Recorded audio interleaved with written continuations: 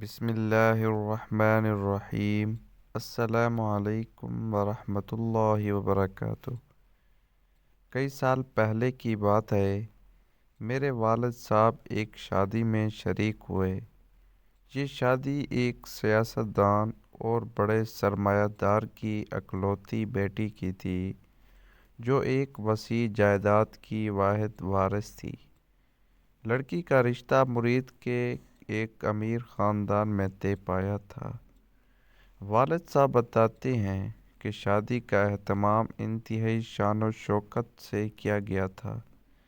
ایک وسیع پنڈال تیار کیا گیا تھا، جہاں بیٹھنے اور کھانے کے انتظامات تھے۔ ساتھ ہی ایک تیسرا پنڈال بھی تھا، جس میں جہیز کا سامان سجایا گیا تھا۔ بارات پہنچی تو لڑکی کے والد نے بارات کو سیدھا جہیز والے پنڈال میں لے جا کر کہا کہ سامان چیک کر لیں، جو آپ نے مانگا ہے وہ سب موجود ہے یا نہیں۔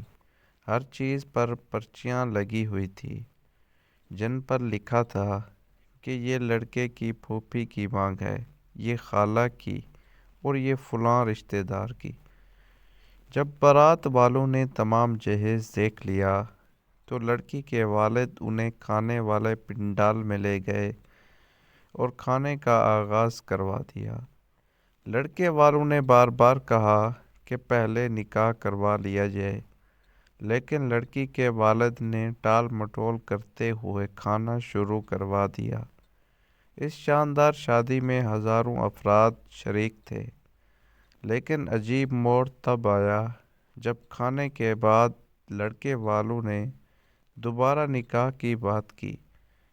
لڑکی کے والد نے ایک بار پھر جہیز پر بات شروع کر دی اور کہا، جہیز تو پورا ہے، اسے لے جائیں، لیکن لڑکی آپ کے ساتھ نہیں جائے گی۔ لڑکے والے حیران اور پریشان رہ گئے، لیکن لڑکی کے والد اپنے فیصلے پر ڈٹے رہے۔ کئی گھنٹوں کی بحث کے باوجود لڑکی بارات کے ساتھ نہ بھیجی گئی۔ آخرکار بارات بغیر دلہن کے واپس لوٹ گئی۔ اسی وقت لڑکی کے والد نے اپنے بھتیجے کو بلایا، جو مالی طور پر کمزور تھا۔ نکاح خواں کو بلوایا اور اپنی بیٹی کا نکاح بھتیجے سے کروا کر اسے اس کے ساتھ رخصت کر دیا۔ یہ واقعہ ہمیں دکھاتا ہے کہ دولت اور شان و شوکت کے پیچھے چھپی کہانی کبھی کبھار حیران کن اور سبق آموز بھی ہو سکتی ہے۔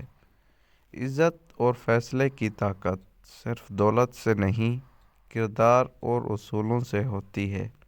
ہمیں اپنے رشتوں کو لین دین کی بنیاد پر نہیں، بلکہ محبت اور عزت کی بنیاد پر قائم رکھنا چاہیے۔ حقیقی خوشی شان و شوکت میں نہیں، بلکہ سادگی، دیانتداری اور اخلاص میں ہے۔